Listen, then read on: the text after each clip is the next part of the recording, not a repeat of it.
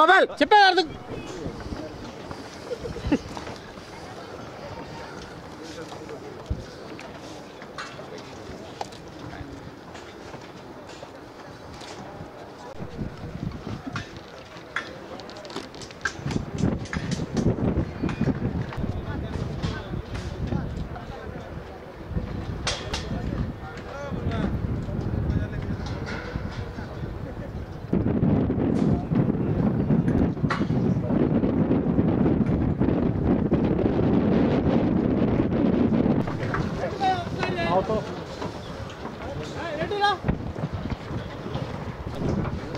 నడు నడు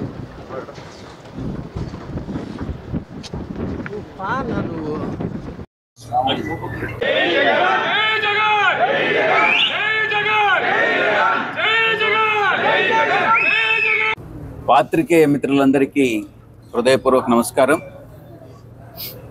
గతంలో పార్టీ నిర్దేశించినటువంటి విధంగా 3 సిద్ధం మహాసభల నిర్వహణ పూర్తి చేసుకున్నటువంటి నేపథ్యంలో 4వ సిద్ధం మహాసభకు అద్దంకిలో ఈ యొక్క ప్రదేశంలో 10వ తారీఖున సిద్ధం మహాసభకు సర్వం సిద్ధం చేసుకోవడం జరిగింది.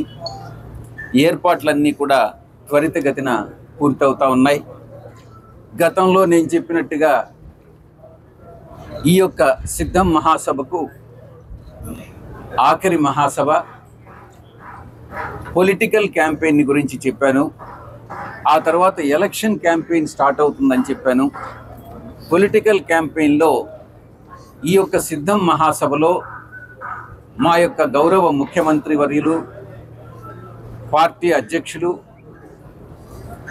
గత 5 సంవత్సరాల కాలంలో మా పార్టీ ప్రభుత్వం చేసినటువంటి అభివృద్ధి పనులు కానీ, ఇచ్చినటువంటి సంక్షేమ పథకాలు కానీ, చేసినటువంటి సమన్యాయం కానీ, సోషల్ జస్టిస్, ఈక్వాలిటీ, వీటన్నిటినీ కూడా ఎక్స్ప్లెయిన్ చేయడం వివరించడం జరుగుతుంది. రాబోయేటటువంటి 5 సంవత్సరాల కాలం 24 నుంచి 29 వరకు పార్టీ పందాను, పార్టీ యొక్క విధి విధానాలని మరింత ఎలా ఇంప్రూవ్ చేసుకుని ఎలా మంచి సుపరిపాలన అందిస్తామన్నటువంటి విషయాన్ని గౌరవ ముఖ్యమంత్రి వర్యులు వివరించడం జరుగుతుంది. తెలుగుదేశం పార్టీ, జనసేన పార్టీ రీసెంట్గా ఈ యొక్క ఒక మహాసభ నిర్వహించారు. దాన్ని 20 ఎకరాల్లో నిర్వహించారు. ఆ 20 ఎకరాల్లో వాళ్ళు కొన్ని లక్షల మంది వచ్చినారని క్లెయిమ్ చేసుకోవడం జరిగింది. ఇటువంటి తప్పుడు ప్రకటనలు చేసేటటువంటి ఉద్దేశం వైఎస్ఆర్ కాంగ్రెస్ పార్టీకి ఉండదు. ఏదైతే నిజాలుగానే చెప్తామన్నటువంటి విషయాన్ని మీకు తెలియజేసుకుంటా ఉన్నాను. ఎన్నికలకు సిద్ధమయ్యాం.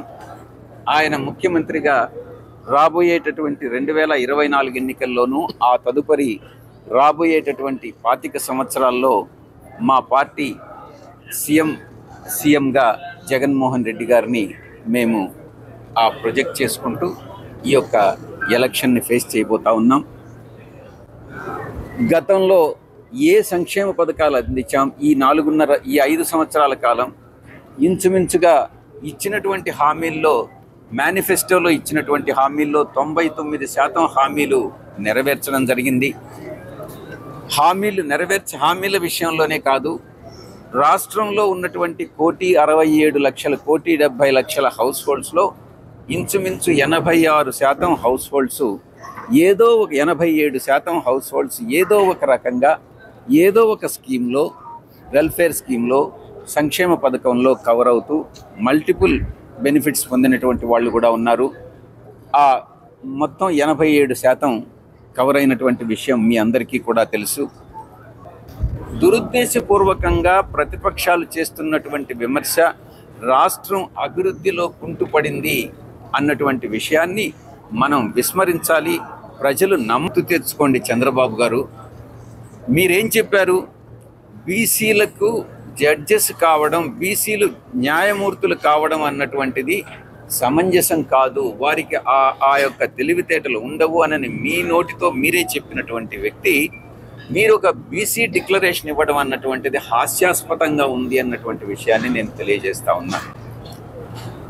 బీసీల విషయంలో, బీసీ ఎస్సీ ఎస్టీ మైనారిటీస్ విషయంలో వైఎస్ఆర్ కాంగ్రెస్ పార్టీ చేసినటువంటి నిర్ణయాలు కానీ, అమలు చేసినటువంటి నిర్ణయాలు కానీ, అది ప్రతి ఏరియాలో కూడా, అది సర్పంచుల విషయంలో కావచ్చు, వార్డు మెంబర్ల విషయంలో కావచ్చు, ఎంపీటీసీలు కావచ్చు, జడ్పీటీసీలు కావచ్చు, శాసనసభ సభ్యులు కావచ్చు, శాసన మండలి సభ్యులు కావచ్చు, మంత్రివర్గ కూర్పు కావచ్చు, ప్రతి విషయంలో కార్పొరేషన్ మెంబర్స్ కావచ్చు, అదే సామాజిక వర్గానికి సంబంధించినటువంటి వివిధ కార్పొరేషన్లు వాటికి సంబంధించి కావచ్చు, ప్రతి ఒక్క విషయంలో కూడా ఆన్ అన్ యావరేజ్ తీసుకుంటే 70-75% బీసీ 75%కు తగ్గకుండా బీసీ ఎస్సీ ఎస్టీ మైనారిటీస్కి ఇచ్చినటువంటి ఘనత, పదవులు ఇచ్చినటువంటి ఘనత వైఎస్ఆర్ కాంగ్రెస్ పార్టీ ప్రభుత్వానికి, జగన్మోహన్ రెడ్డి గారికి దక్కుతుంది. ఈ రాష్ట్రంలోనే కాదు, దేశంలో ఎక్కడా ఏ రాష్ట్రంలోని చేయలేనటువంటి విధంగా, చెయ్యని విధంగా ఈ రాష్ట్రంలో జగన్మోహన్ రెడ్డి గారు చేసి చూపించారు. కాబట్టి చంద్రబాబు నాయుడు గారు ఈరోజు బీసీ డిక్లరేషన్ అనేది ఇవ్వడం ప్రజలందరూ కూడా నవ్వుకుంటా ఉన్నారు. ఈయన చిత్తశుద్ధిని శంకిస్తున్నారు అన్నటువంటి విషయంలో ఎటువంటి సందేహం లేదు. కాబట్టి రాబోయేటటువంటి 2024 ఎన్నికల్లో ఈ పొలిటికల్ క్యాంపెయిన్ ముగిసిన తర్వాత, ఎన్నికల ప్రకటన వెలువడిన తర్వాత ఎన్నికల ప్రచారం అన్నటువంటిది ప్రారంభమవుతుంది. మోస్ట్లీ 13, 14, 15 తారీఖుల్లో ఎన్నికల ప్రకటన అనేటటువంటిది రావచ్చు. ఆ తర్వాత వైఎస్ఆర్ కాంగ్రెస్ పార్టీ ఎన్నికల ప్రచారం అన్నటువంటిది ప్రారంభమవుతుంది. ప్రజలు ఈరోజు చాలా స్పష్టతతో ఉన్నారు, చాలా స్పష్టతతో ఉన్నారు. ఎటువంటి పరిస్థితుల్లో తెలుగుదేశం పార్టీ అధికారంలోకి వచ్చేటటువంటి ప్రసక్తే లేదు. మా యొక్క లక్ష్యం 175కు 175, టార్గెట్ 175కు 175. మా యొక్క టార్గెట్ 25 పార్లమెంట్ స్థానాలకు 25 పార్లమెంట్ స్థానాలు. ఆ లక్ష్యంతో ముందుకెళ్తా ఉన్నాం. తప్పకుండా మా యొక్క లక్ష్యాన్ని మేము సాధిస్తామన్నటువంటి విషయంలో ఎటువంటి సందేహం లేదు. ఈ వైనాట్ 175 అన్నటువంటిది ఈ యొక్క సిద్ధం మహాసభలో కూడా ప్రదర్శించడం జరుగుతుంది. మాకు ఆ నమ్మకం ఉంది. ఆ నమ్మకంతో ప్రజల్లోకి వెళ్తున్నాం. ప్రజలకు చేసి చూపించిన తర్వాత ప్రజల వద్దకు మళ్ళీ మేము వెళ్తా ఉన్నాం. రాబోయేటటువంటి 5 సంవత్సరాల కాలంలో మరింత మెరుగైనటువంటి, మరింత సుపరిపాలన ఇవ్వాలన్నటువంటి ఒక దృఢ నిశ్చయంతో మేము ముందుకెళ్తున్నాం అన్నటువంటి విషయాన్ని తెలియజేస్తూ సెలవు తీసుకుంటున్నాను. చెప్తే 60,000 కూడా రాలేదు. మీరు చూశారు కదా ఎన్ని కుర్చీలు ఖాళీగా ఉన్నాయి, ఎంతమంది వచ్చారన్నటువంటిది. 10 లక్షలు అని చెప్తే 60,000 కూడా రానటువంటి సందర్భం. ఇది ప్రజల్లో తెలుగుదేశం పార్టీకి ఉన్నటువంటి స్పందన. ఆడేటటువంటి పార్టీలు తెలుగుదేశం పార్టీ, జనసేన పార్టీ.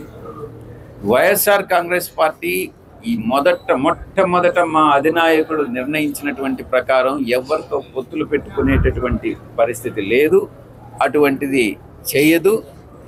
ఒంటరిగానే పోరాడతాం, ఒంటరిగానే అధికారంలోకి వస్తాం.